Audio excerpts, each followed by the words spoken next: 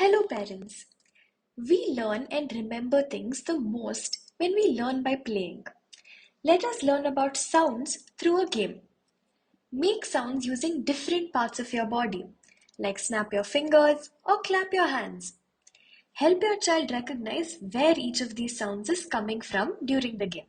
ಕೆಲವೊಂದು ನಮ್ಮ ಬಾಡಿಯಲ್ಲಿ ಕೆಲವೊಂದು ಪಾರ್ಟ್ಸ್ ಗಳಿವೆಲ್ಲ ಅದರಲ್ಲಿ ಕೆಲವೊಂದು ಸೌಂಡ್ ಮಾಡ್ತೀವಿ ನಾವು ಅದನ್ನ ಕೆಲವೊಂದು ನಾನು ನಿಮ್ಗೆ ಹೇಳ್ತೀನಿ ಸರಿನಾ. ನಾವು ಈ ಬೆರಳಿಂದ ಏನ್ ಮಾಡ್ತೀವಿ, ಟಿಕ್ ಟಿಕ್ ಟಿಕ್ ಅಂತ ಮಾಡ್ತೀವಿ ಅಲ್ವಾ. ಈ ಕೈಯಲ್ಲಿ ಏನ್ ಮಾಡ್ತೀವಿ, ಹಾಗೆ ಕಾಲಲ್ಲಿ ಏನ್ ಮಾಡ್ತೀವಿ, ನಾವು ಜಂಪ್ ಮಾಡ್ತೀವಿ. ಎಷ್ಟು ಜಂಪ್ ಮಾಡ್ತೀವಿ ನೋಡೋಣ. Very good. ಮತ್ತೊಂದ್ಸರಿ.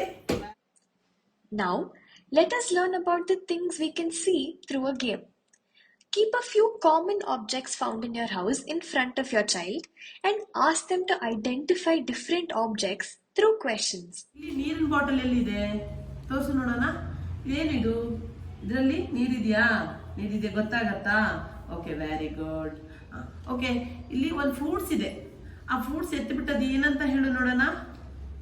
ಯಾವ ಫ್ರೂಟ್ಸ್ ಅದು? ಆಪಲ್. ನೀ ತಿಂತೀಯಾ? ಮನೇಲಿ ತರ್ತಾರಾ? ಓಕೆ, ವೆರಿ ಗುಡ್ ಪುಟ್ಟ.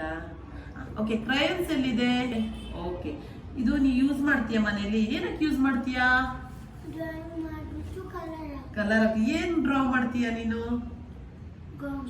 ಗೊಂಬೆ ಬಿಡಿಸ್ತೀಯಾ? Very. Encourage your child to play, and while they are playing, teach them about the sounds they can hear around them and the things they can see. Learning and playing, when mixed together, can do wonders for your child's growth.